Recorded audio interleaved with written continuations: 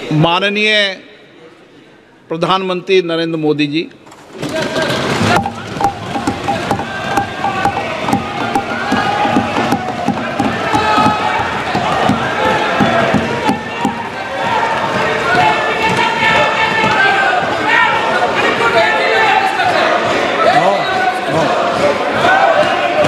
मणिपुर के बोलिए एक बार, एक स्पीकर बोलिए।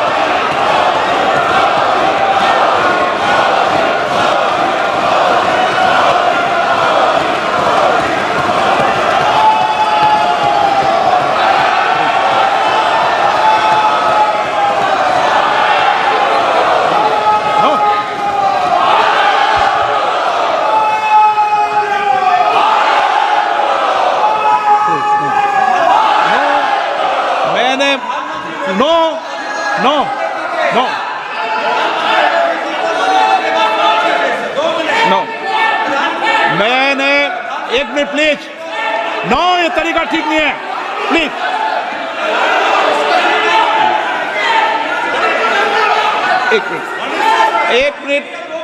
एक मिनट बैठिए प्लीज, बैठिए 1 मिनट बैठिए प्लीज बैठिए 1 मिनट बैठिए। ऑनरेबल मेंबर्स, माननीय प्रधानमंत्री जी बोलेंगे। मणिपुर के मैंने एक माननीय सदस्य को पहले ही बोलने का मौका दे दिया था। उनकी पार्टी से 9 मेंबर बोले, बताइए कि 9 मेंबर बुलाए आपने। आदरणीय सभापति जी,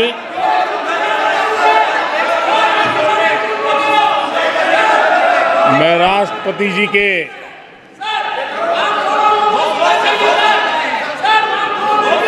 भाषण के प्रति आभार व्यक्त करने के लिए उपस्थित हुआ हूं। आदरणीय सभापति जी, हमारे आदरणीय राष्ट्रपति जी ने विकसित भारत के संकल्प को अपने प्रवचन में विस्तार दिया है। आदरणीय राष्ट्रपति महोदया ने अहम विषय उठाए हैं। आदरणीय राष्ट्रपति जी ने हम सबका और देश का मार्गदर्शन किया है। इसके लिए मैं राष्ट्रपति जी का हृदय से आभार व्यक्त करता हूं। आदरणीय सभापति जी, कल और आज कई माननीय सदस्यों ने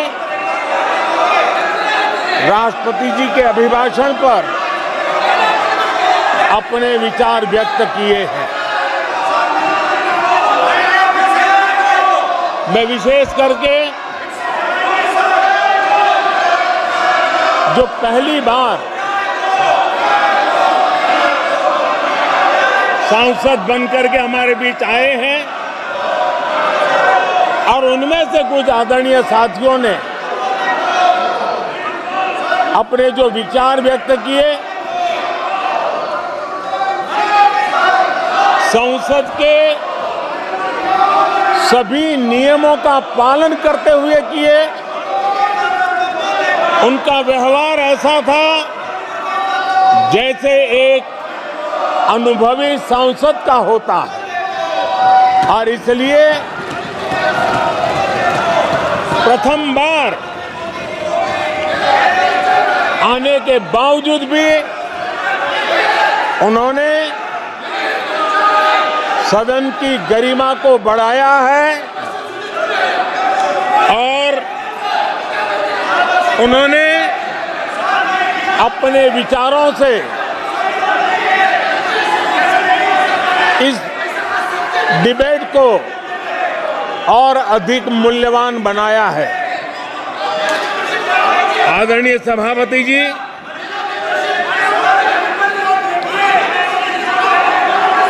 देश देश ने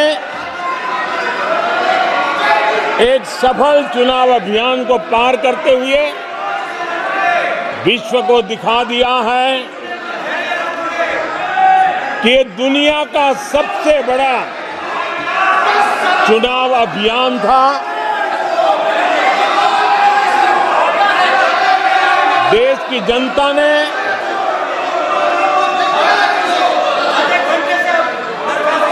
दुनिया के सबसे बड़े चुनाव अभियान में जनता ने हमें चुना है और आदरणीय सभापति जी, मैं कुछ लोगों की पीड़ा समझ सकता हूं कि लगातार झूठ चलाने के बावजूद भी उनका घोर पराजय हुआ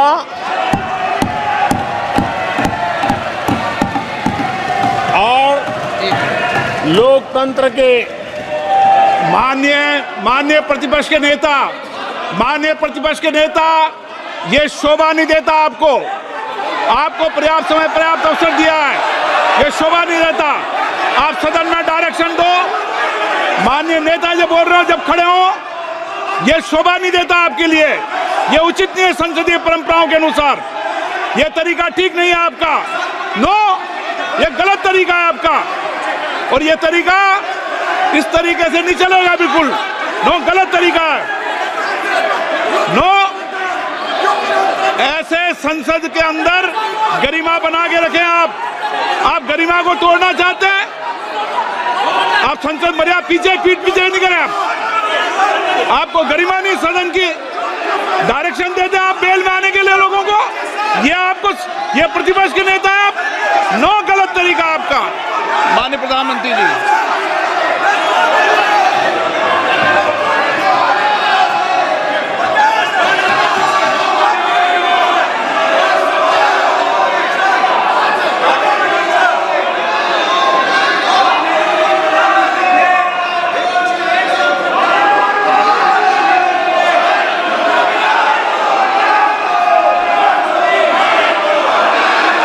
सभापति जी, ये विश्व का सबसे बड़ा चुनाव अभियान और उसमें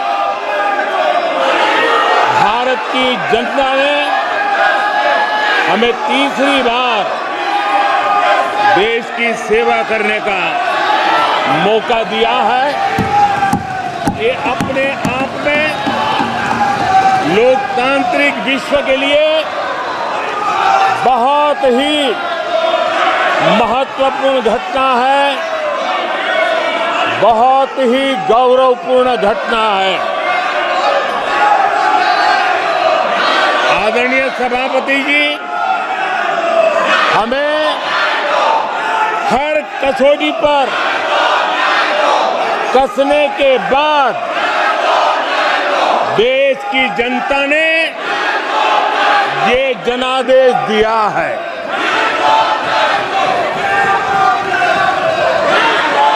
जनता ने हमारे 10 साल के ट्रैक रिकॉर्ड को देखा है।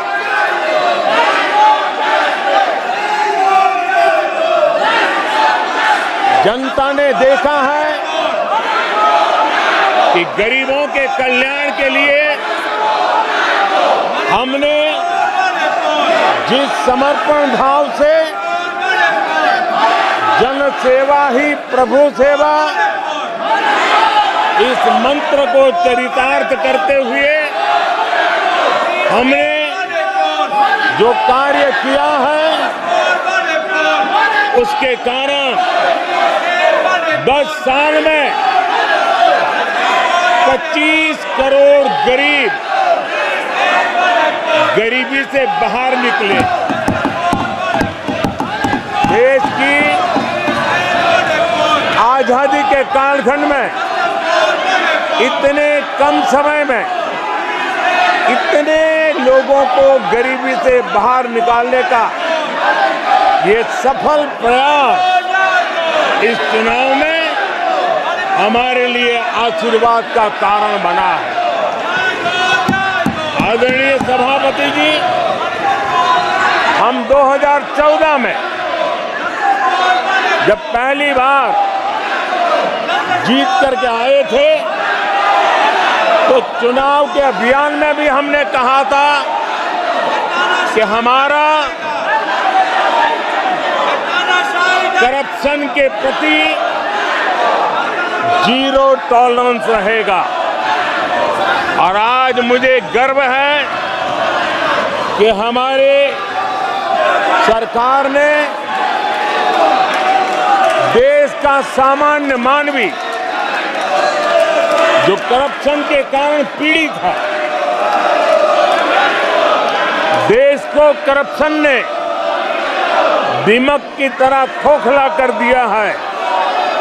ऐसे में भ्रष्टाचार के प्रति हमारी जो जीरो टॉलरेंस नीति है, आज देश ने हमें उसके लिए आशीर्वाद दिया है। आदरणीय सभापति जी, आज दुनिया भर में भारत की साख बढ़ी है। आज विश्व में भारत का गौरव हो रहा है और भारत के तरफ देखने का नजरिया भी एक गौरवपूर्ण नजरिया हर भारतवासी अनुभव करता है। आदरणीय सभापति जी, देश की जनता ने देखा है कि हमारा एकमात्र लक्ष्य नेशन फर्स्ट है, भारत सर्वप्रथम है। हमारे हर नीति, हमारे हर निर्णय, हमारे हर कार्य का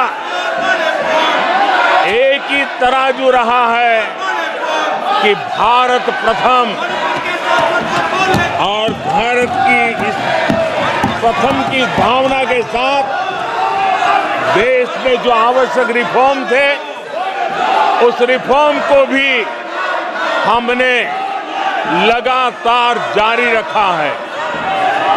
10 वर्ष में हमारी सरकार सबका साथ, सबका विकास, इस मंत्र को लेकर के लगातार देश के सभी लोगों का कल्याण करने का प्रयास करती रही है। आदरणीय सभापति जी, हम उस सिद्धांतों को समर्पित है जिसमें भारत के संविधान के स्पिरिट के अनुसार सर्वपंथ संभाव, उस विचार को सर्वोपरि रखते हुए हमने देश की सेवा करने का प्रयास किया। आदरणीय सभापति जी, इस देश ने लंबे अरसे तक तुष्टीकरण की राजनीति भी देखी। इस देश ने लंबे अरसे तक तुष्टीकरण का गवर्नेंस का मॉडल भी देखा। देश ने पहली बार सेक्युलरिज्म का एक पूरा हमने जो प्रयास किया, और वो हमने तुष्टीकरण नहीं, संतुष्टीकरण और संतुष्टीकरण के विचार को लेकर के हम चले हैं। और जब हम संतुष्टीकरण की बात करते हैं तो इसका मतलब है कि हर योजना का सैचुरेशन, गवर्नेंस की आखिरी व्यक्ति तक पहुंचने की हमारी जो संकल्पना है, इसको परिपूर्ण करना। और जब हम सैचुरेशन के सिद्धांत को लेकर चलते हैं, तब सैचुरेशन सच्चे अर्थ में सामाजिक न्याय होता है। सैचुरेशन सच्चे अर्थ में सेक्युलरिज्म होता है और उसी को देश की जनता ने हमें तीसरी बार बिठा करके मोहर लगा दी है। आदरणीय सभापति जी, अपीजमेंट ने इस देश को तबाह करके रखा है और इसलिए हमने justice to all, appeasement to none, इस सिद्धांत को लेकर के हम चले हैं। आदरणीय सभापति जी, 10 साल के हमारे कार्य को देखने परखने के बाद भारत की जनता ने हमारा समर्थन किया है। आदरणीय सभापति जी, हमें फिर एक बार 140 करोड़ देशवासियों की सेवा करने का मौका मिला है। आदरणीय सभापति जी, इस चुनाव ने इस बात को सिद्ध किया है कि भारत की जनता कितनी परिपक्व है, भारत की जनता कितने विवेकपूर्ण रूप से और कितने उच्च आदर्शों को लेकर के अपने विवेक का सद्बुद्धि से उपयोग करती है और उसी का नतीजा है कि आज तीसरी बार हम आपके सामने, देश की जनता के सामने नम्रता पूर्वक सेवा करने के लिए उपस्थित हुए हैं। आदरणीय सभापति जी, देश की जनता ने हमारी नीतियों को देखा है, हमारी नियत, हमारी निष्ठा, उस पर देश की जनता ने भरोसा किया है। आदरणीय सभापति जी, इस चुनाव में हम जनता के बीच एक बड़े संकल्प के साथ देश की जनता के पास आशीर्वाद मांगने के लिए गए थे और हमने आशीर्वाद मांगा था विकसित भारत के हमारे संकल्प के लिए। हमने विकसित भारत के निर्माण के लिए एक प्रतिबद्धता के साथ, एक शुभ निष्ठा के साथ जन सामान्य का कल्याण करने के इरादे से हम गए थे। जनता ने विकसित भारत के संकल्प को 4 चांद लगा करके हमें फिर से एक बार विजयी बना करके देश की जनता की सेवा करने का मौका दिया है। आदरणीय सभापति जी, जब देश विकसित होता है तब कोटि कोटि जनों के सपने पूरे होते हैं। देश जब विकसित होता है तब कोटि कोटि जनों के संकल्प सिद्ध होते हैं। आदरणीय सभापति जी, जब देश विकसित होता है तब आने वाली पीढ़ियों के लिए भी एक मजबूत नींव उनके सपनों को पूरा करने के लिए तैयार हो जाती है। आदरणीय सभापति जी, विकसित भारत का सीधा सीधा लाभ हमारे देश के नागरिकों की गरिमा, हमारे देश के नागरिकों के क्वालिटी ऑफ लाइफ का सुधार, ये स्वाभाविक हमें विकसित भारत होने से देश के कोटि कोटि जनों के भाग्य में आता है। आजादी के बाद मेरा देश का सामान्य नागरिक इन चीजों के लिए तरसता रहा है। आदरणीय सभापति जी, जब विकसित भारत होता है तब हमारे गांव की स्थिति, हमारे शहरों की स्थिति, उसमें भी बहुत बड़ा सुधार होता है। गांव के जीवन में गौरव भी होता है, गरिमा भी होती है और विकास के नए नए अवसर भी होते हैं। हमारे शहरों का विकास भी एक अवसर के रूप में विकसित भारत में उभरता है, तब दुनिया की विकास यात्रा में भारत के शहर भी बराबरी करेंगे। ये हमारा सपना है। आदरणीय सभापति जी, विकसित भारत का मतलब होता है कोटि कोटि नागरिकों को कोटि कोटि अवसर उपलब्ध होते हैं, अनेक अनेक अवसर उपलब्ध होते हैं और वो अपने कौशल्य, अपनी क्षमता और संसाधनों के अनुसार विकास की नई सीमाओं को प्राप्त कर सकता है। आदरणीय सभापति जी,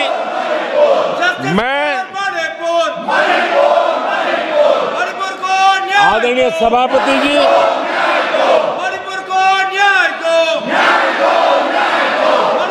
आदरणीय सभापति जी,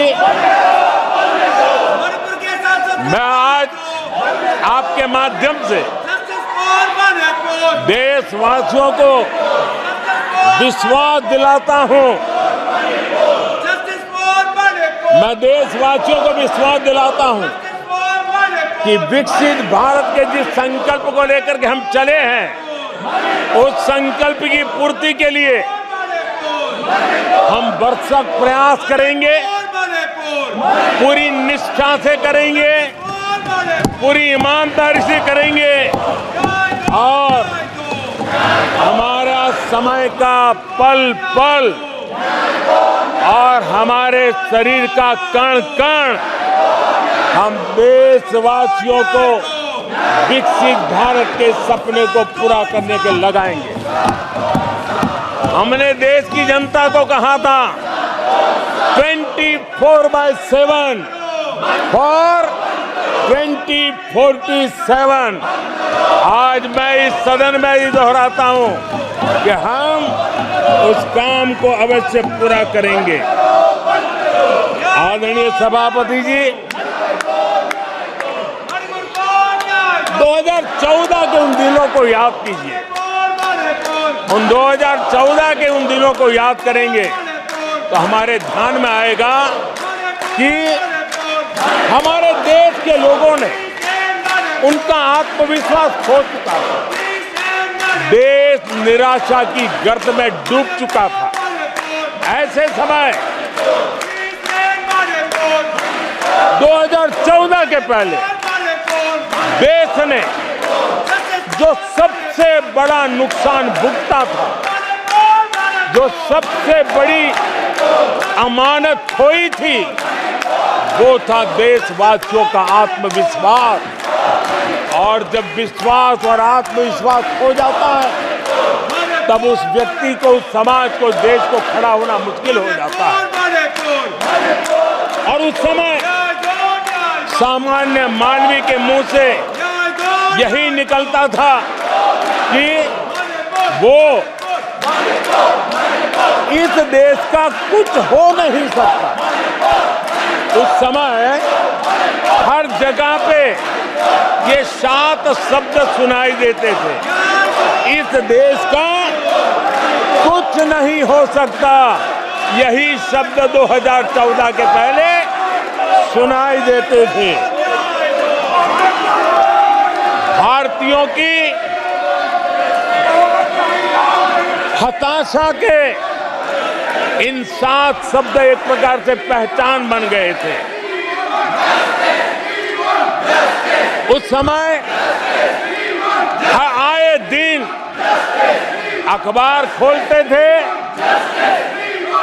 तो घोटालों की खबरें ही पढ़ने को मिलती थी और सैकड़ों करोड़ के घोटाले, रोज नए घोटाले, घोटालों से स्पर्धा, ये घोटालेबाज लोगों के घोटाले इसी का एक कालखंड था।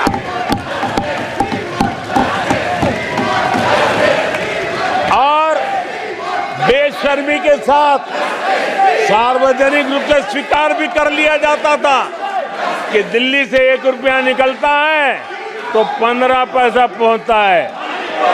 1 रुपये में 85 पैसे का घोटाला। इस घोटालों की दुनिया ने देश को निराशा की गर्त में डुबो दिया था। पॉलिसी पैरालिसिस था। फ्रेजाइल 5 में पहुंच चुके थे। भाई भतीजावाद इतना फैला हुआ था कि जिसके लिए सामान्य नौजवान तो आशा छोड़ चुका था कि अगर कोई सिफारिश करने वाला नहीं है तो जिंदगी अटक जाएगी। ये स्थिति पैदा हुई थी। गरीब को घर लेना हो, हजारों रुपए की रिश्वत देनी पड़ती थी। आदरणीय सभापति जी, अरे गैस के कनेक्शन के लिए मेंबर पार्लियामेंट के यहाँ, सांसदों के यहाँ अच्छों को चक्कर काटने पड़ते थे और वो भी बिना कट के लिए गैस के कनेक्शन नहीं मिलते थे। आदरणीय सभापति जी, मुफ्त राशन भी पता नहीं कब बाजार में दुकान पर बोर्ड लटक जाए, हक का राशन नहीं मिलता था, उसके लिए भी रिश्वत देनी पड़ती थी।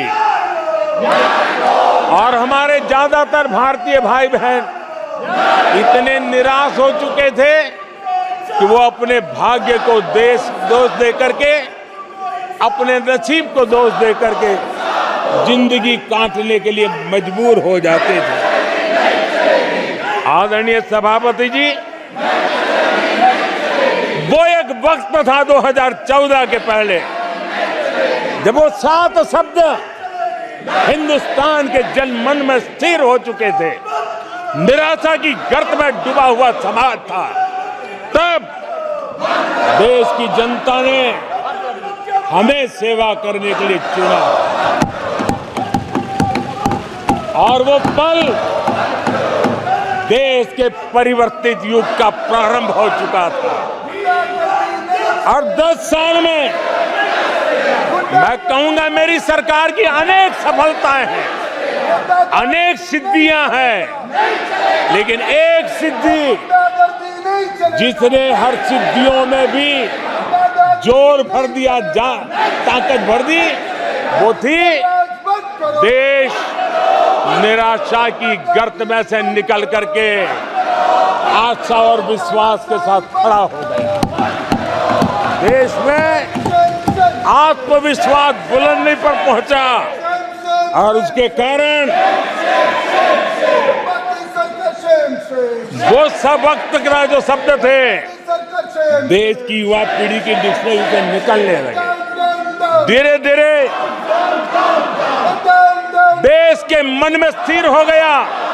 जो 2014 से पहले कहते थे कुछ नहीं हो सकता, वो कहने लगे तब इस देश में सब कुछ हो सकता है, इस देश में सब कुछ संभव है। ये विश्वास जताने का काम किया हमने। जब हमने सबसे पहले तेज 5G रोल आउट हमने दिखाया, आज देश कहने लगा तीव्र गति से 5G का रोल आउट होना। देश गौरव से कहने लगा भारत कुछ भी कर सकता है। आदरणीय सभापति जी, वो एक जमाना था जब कोयले घोटाले में बड़ों के हाथ काले हो चुके थे। आज कोयले का सर्वाधिक उत्पाद, सर्वाधिक प्रोडक्शन, आज कोल प्रोडक्शन के विक्रम हुए हैं और इसी के कारण देश अब कहने लगा है अब भारत कुछ भी कर सकता है। आदरणीय सभापति जी, वो एक समय था 2014 के पहले जब फोन बैंकिंग करके बड़े बड़े बैंक घोटाले किए जा रहे थे। अपनी पर्सनल प्रॉपर्टी की तरह बैंक का खजाना लूट लिया गया था। आदरणीय सभापति जी, 2014 के बाद नीतियों में परिवर्तन, निर्णयों में गति, निष्ठा, प्रामाणिकता की, और उसी का परिणाम है दुनिया की अच्छी बैंकों में आज भारत की बैंकों का स्थान बन गया। आज भारत की बैंक सर्वाधिक मुनाफा करने वाली बैंक बन गई और लोगों की सेवा करने के लिए। आदरणीय सभापति जी, 2014 के पहले वो भी एक वक्त था कि जब आतंकी आकर के जी चाहे वहां, जब चाहे वहां हमला कर सकते थे। 2014 के बाद स्थिति ये बनी कि जब वहां उस समय 14 के पहले निर्दोष लोग मारे जाते थे, हिंदुस्तान के कोने कोने को टारगेट किया जाता था और सरकारें चुपचाप बैठी रहती थी, मुंह तक खोलने को तैयार नहीं थी। आज 2014 के बाद का हिंदुस्तान घर में घुसकर मारता है, सर्जिकल स्ट्राइक करता है, एयर स्ट्राइक करता है और आतंकवाद के आकाओं को भी सबक सिखाने का सामर्थ्य दिखा दिया है।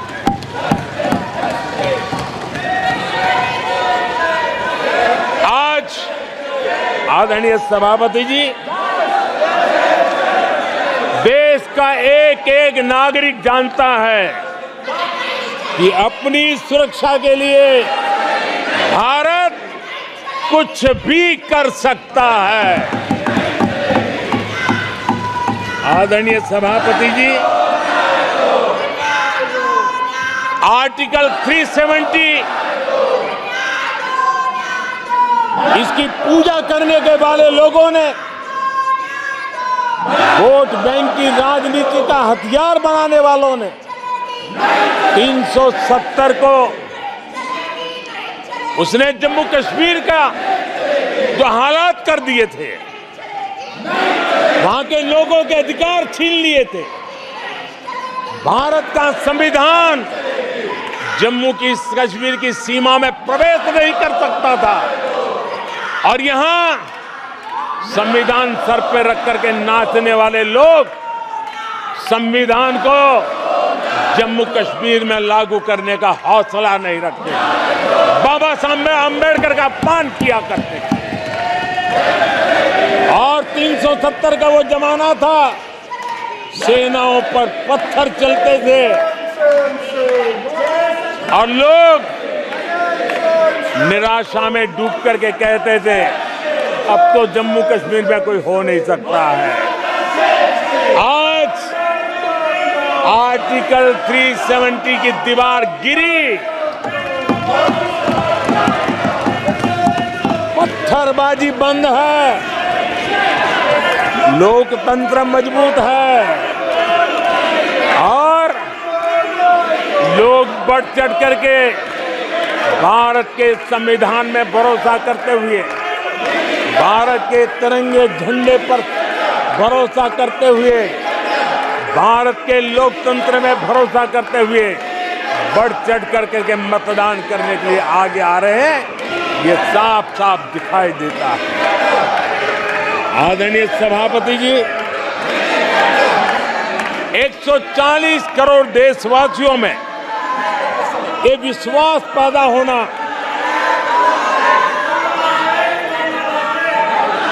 ये उम्मीद और जब विश्वास जगता है तो विकास का वो ड्राइविंग फोर्स बन जाता है। इस विश्वास ने विकास का ड्राइविंग फोर्स का काम किया है। आदरणीय सभापति जी, ये विश्वास विकसित भारत संकल्प से सिद्धि का विश्वास है।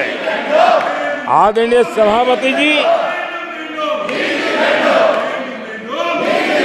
जब आजादी का जंग चल रहा था और जो भाव देश में था, जो जोश था, उत्साह था, उमंग था, जो विश्वास था कि आजादी लेके रहेंगे, आज देश के कोटि कोटि जनों में वो विश्वास पैदा हुआ है, जिस विश्वास के कारण आज विकसित भारत होना एक प्रकार से उसकी मजबूत नींव इस चुनाव में शिलान्यास हो चुका है। जो ललक आजादी के आंदोलन में थी, वही ललक विकसित भारत के इस सपने को साकार करने में है।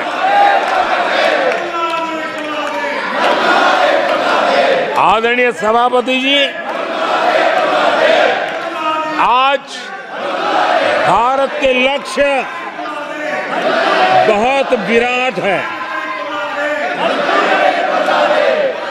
और आज भारत को एक ऐसी स्थिति पे 10 साल में पहुंचा है कि हमें खुद से ही स्पर्धा करनी है, हमें ही अपने पुराने रिकॉर्ड तोड़ने हैं और नेक्स्ट लेवल पर हमें हमारी विकास की यात्रा को ले जाना है। 10 वर्षों में भारत विकास की जिस ऊंचाई पर पहुंचा है, वो हमारी प्रतिस्पर्धा का एक मार्ग बन चुका है, एक बेंचमार्क बन चुका है। पिछले 10 साल में हमने जो स्पीड पकड़ी है, अब हमारा मुकाबला उसी स्पीड को और ज्यादा स्पीड में ले जाने का है और मेरा विश्वास है देश की इच्छा को हम उसी गति से पूरा करेंगे। आदरणीय सभापति जी, हम हर सफलता को, हर सेक्टर को नेक्स्ट लेवल तक ले जाएंगे। आदरणीय सभापति जी, 10 सालों में भारत की इकोनॉमी को 10 साल के अल्पकाल में हम 10 नंबर से इकोनॉमी को 5 नंबर पे ले गए हैं। अब हम नेक्स्ट लेवल पर जाने के लिए जिस गति से निकले हैं, अब हम देश की इकोनॉमी को नंबर 3 पर ले जाएंगे। आदरणीय सभापति जी, 10 सालों में हमने भारत को मोबाइल फोन का बड़ा मैन्युफैक्चरर बना दिया, भारत को मोबाइल फोन का बड़ा एक्सपोर्टर बना दिया।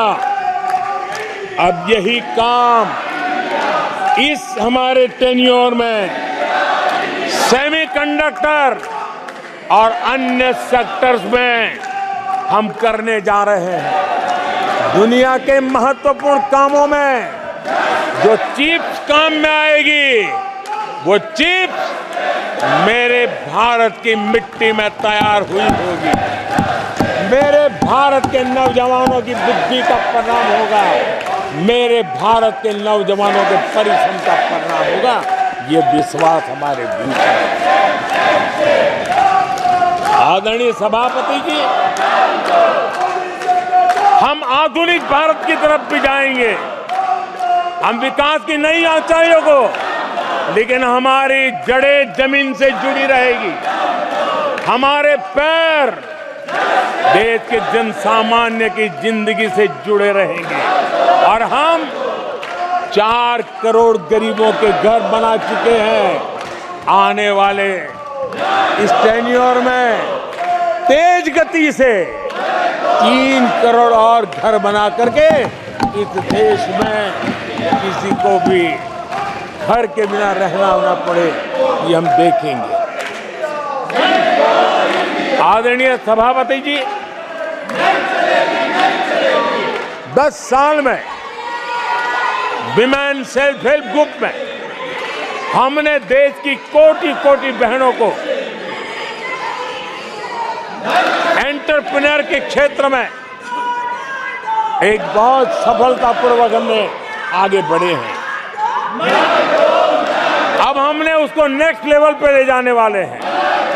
अब हमारे विमेन सेल्फ हेल्प ग्रुप में जो बहनें काम कर रही हैं, उनकी आर्थिक गतिविधि इतनी बढ़ाना चाहते हैं, उसका इतना विस्तार करना चाहते हैं कि हम बहुत कम समय में 3 करोड़ ऐसी बहनों को लखपति दीदी बनाने का संकल्प लेकर के चलने वाले हैं।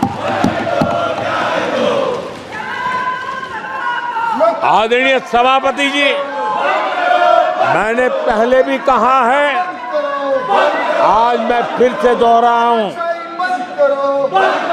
हमारी तीसरी टर्म में इसका मतलब है हम 3 गुना स्पीड से काम करेंगे। हमारी तीसरी टर्म का मतलब है हम 3 गुना शक्ति लगाएंगे। हमारी तीसरी टर्म का मतलब है हम देशवासियों को 3 गुना परिणाम ला करके देंगे।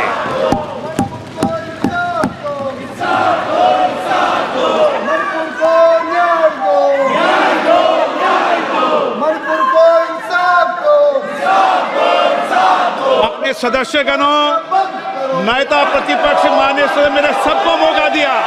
आपने 90 मिनट बोला, ये संसद में तरीका ठीक नहीं है। मैं आग्रह करूंगा, आप इस तरीके से संसद की मर्यादाओं को बनाए, उचित नहीं है। आप जाइए बेल में से, बैठिए। आपको पर्याप्त समय, पर्याप्त अवसर दिया, आपको 90 मिनट बोलने दिया और समय पूरा दिया। आपकी सभी सदस्यों को बोलने का अवसर दिया, लेकिन आप जब सदन के नेता बोलते हैं, जिस तरीके का व्यवहार करते हैं, ये संसदीय परंपराओं के अनुरूप नहीं है। और ये इतनी बड़ी पार्टी जो लेकर आप चल रहे हो, उसकी परंपराओं के अनुरूप भी नहीं है। ये 5 साल ऐसे चलने वाला नहीं है। माननीय प्रधानमंत्री जी। आदरणीय सभापति जी,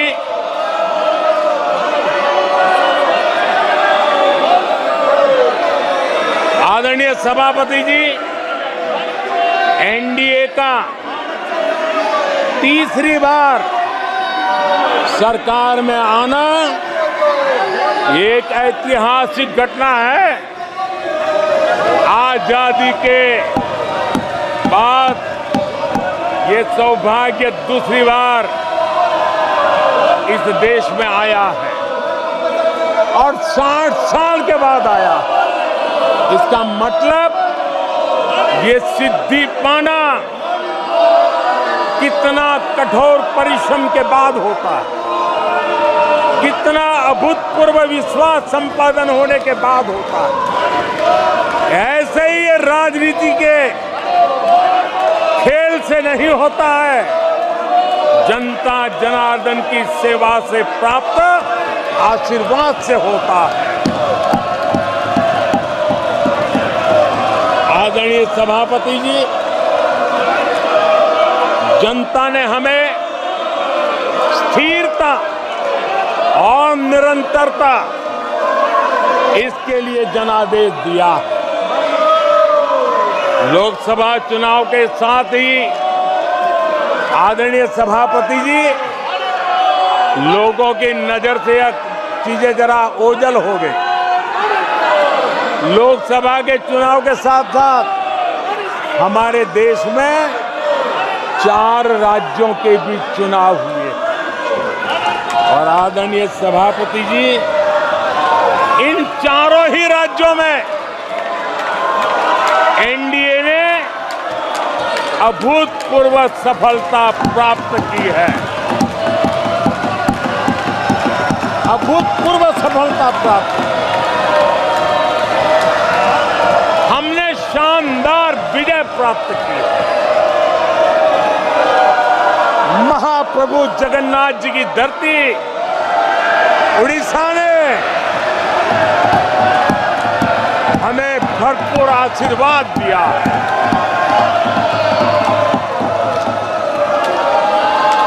आदरणीय सभापति जी, आंध्र प्रदेश एनडीए ने क्लीन स्वीप किया है।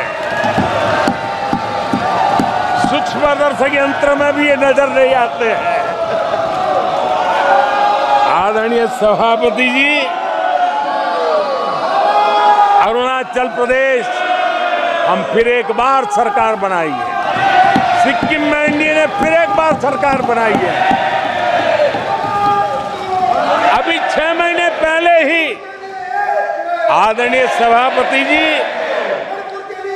आपका होम स्टेट राजस्थान, मध्य प्रदेश और छत्तीसगढ़ में हमने प्रचंड विजय पाया है।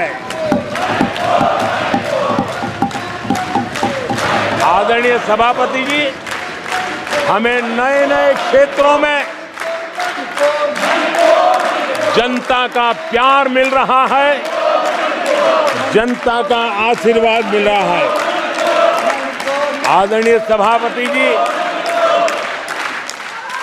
बीजेपी ने केरला में इस बार खाता खोला है और बड़े गर्व के साथ केरला से हमारे सांसद हमारे साथ बैठते। तमिलनाडु में कई सीटों पर बीजेपी ने दमदार उपस्थिति दर्ज की है।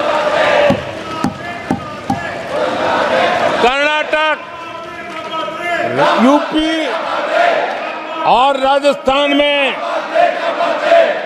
पिछली बार की तुलना में बीजेपी का वोट परसेंट बढ़ा है। आने वाले समय में 3 राज्यों में चुनाव है। जिन राज्यों में चुनाव है उसमें से 3 की मैं बात करता हूं। महाराष्ट्र, हरियाणा और झारखंड, यहां चुनाव आ रहे हैं। आदरणीय सभापति जी, पिछली विधानसभा में इन 3 राज्यों में हमें जितने वोट मिले थे, इस लोकसभा चुनाव में इन 3 राज्यों में हमें उससे भी ज्यादा वोट मिले हैं। आदरणीय सभापति जी, पंजाब में भी हमारा भूतपूर्व प्रदर्शन रहा है और हमें बढ़त मिली है। जनता जनार्दन का भरपूर आशीर्वाद हमारे साथ है।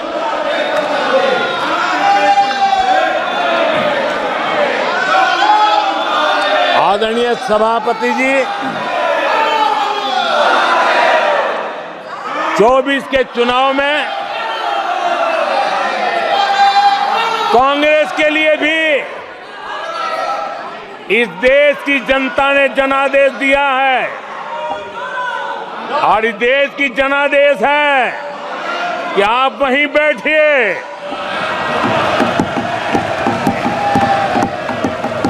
विपक्ष में ही बैठो और तर्क खत्म हो जाए तो चीखते रहो, चिल्लाते रहो।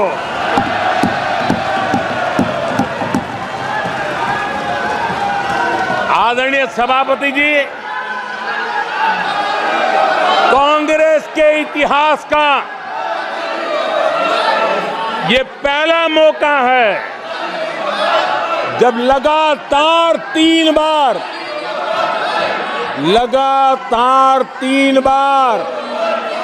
कांग्रेस 100 का आंकड़ा पार नहीं कर पाई है।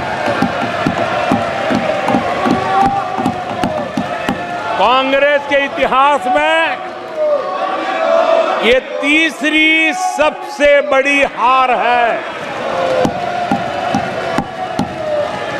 तीसरा सबसे खराब प्रदर्शन है। अच्छा होता कांग्रेस अपनी हार स्वीकार करती, जनता जनार्दन के आदेश को सर आंखों पर चढ़ाती, आत्ममंथन करती, लेकिन ये तो कुछ शीर्षासन करने में लगे हुए हैं।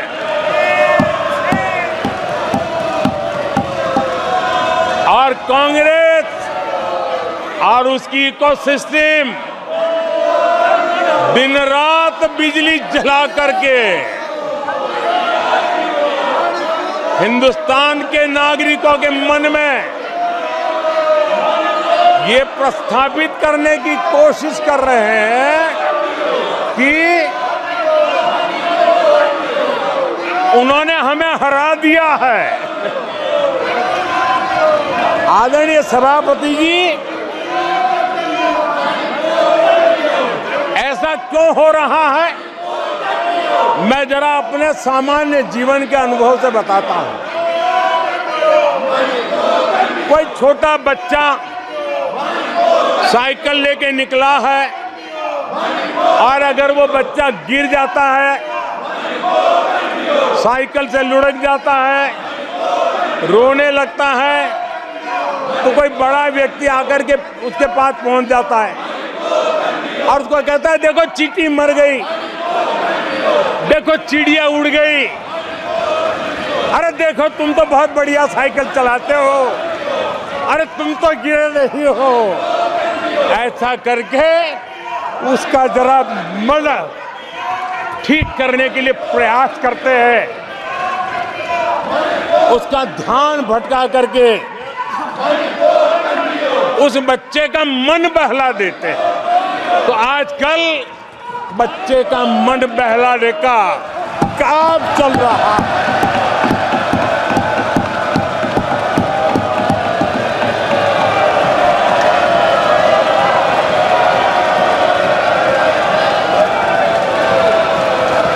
और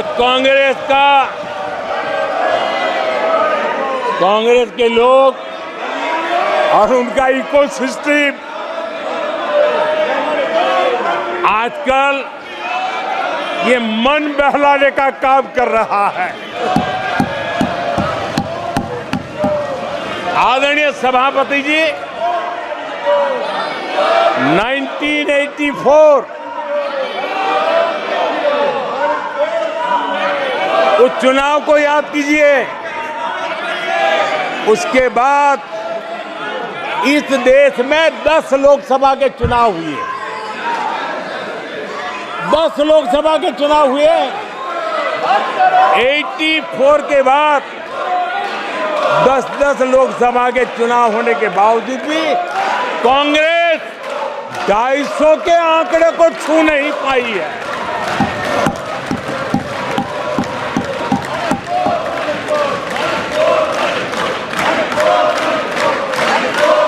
इस बार किसी तरह 99 के चक्कर में फंसे गए हैं।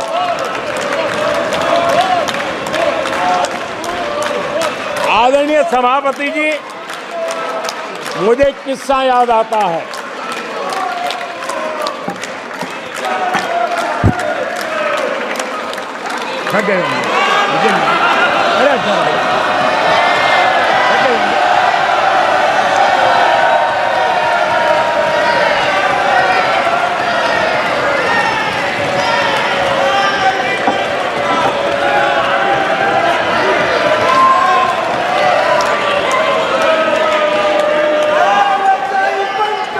आदरणीय सभापति जी,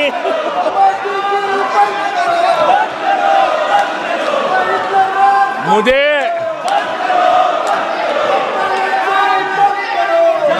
एक किस्सा याद आता है। आदरणीय सभापति जी, मुझे एक किस्सा याद आता है। 99 मार्क्स लेकर एक बालक घमंड में घूम रहा था और देश सबको दिखाता था, देखो कितने ज्यादा मार्क्स आए हैं। तो लोग भी जब 99 सुनते थे तो शाबाशी देते थे, बहुत उसको हौसला बुलंद करते थे। तो फिर उनके टीचर आए कि भैया किस बात की मिठाई बांट रहे हो, ये 100 में से 99 नहीं लाया, ये तो 543 में से लाया है।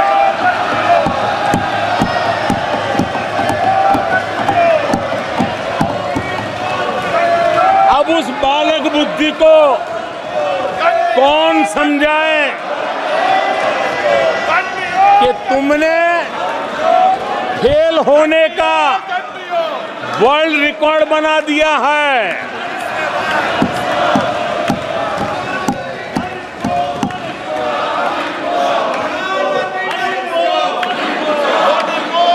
कांग्रेस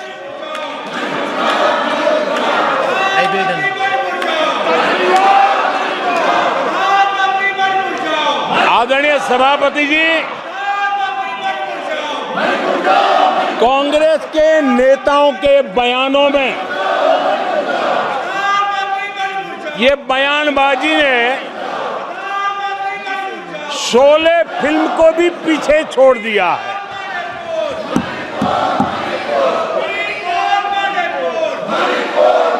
आप सबको शोले फिल्म की वो मौसी जी याद होगी।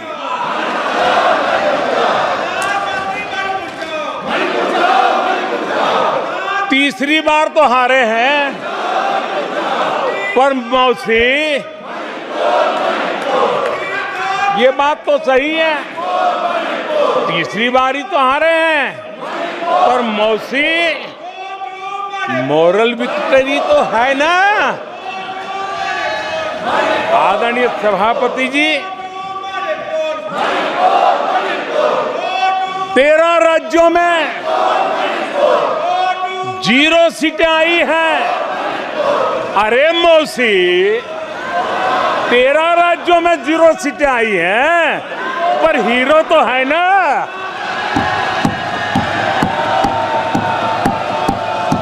आदरणीय सभापति जी, अरे पार्टी की लुटिया तो दुबई है। अरे मौसी, पार्टी अभी भी सांसें तो ले रही है।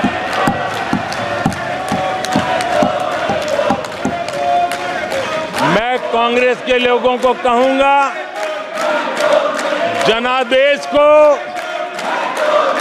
फर्जी जीत के जश्न में मत दबाओ। जनादेश को फर्जी जीत के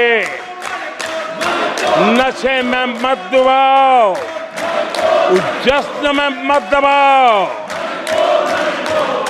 ईमानदारी से देशवासियों के जनादेश को जरा समझने की कोशिश करो, उसे स्वीकार करो।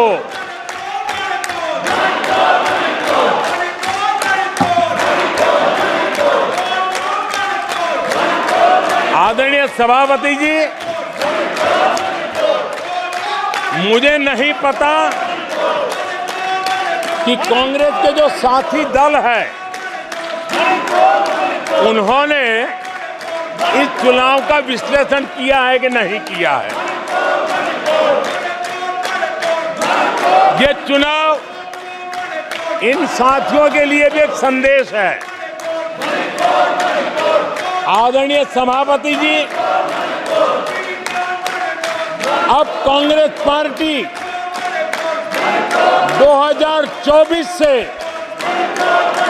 एक परजीवी कांग्रेस पार्टी के रूप से जानी जाएगी। 2024 से जो कांग्रेस है वो परजीवी कांग्रेस है। और परजीवी वो होता है जो जिस शरीर पर उस शरीर के साथ रहता है, ये परजीवी उसी को ही खाता है। कांग्रेस भी जिस पार्टी के साथ गठबंधन करती है उसी के वोट खा जाती है और अपनी सहयोगी पार्टी की कीमत पर वो फलती फूलती है। और इसलिए कांग्रेस परजीवी कांग्रेस बन चुकी है। मैं जब परजीवी कह रहा हूं तो तथ्यों के आधार पर कह रहा हूं। आदरणीय सभापति जी, मैं कुछ आंकड़े आपके माध्यम से सदन को और इस सदन के माध्यम से देश के सामने रखना चाहता हूं। जहां जहां भाजपा और कांग्रेस का सीधा मुकाबला था या जहां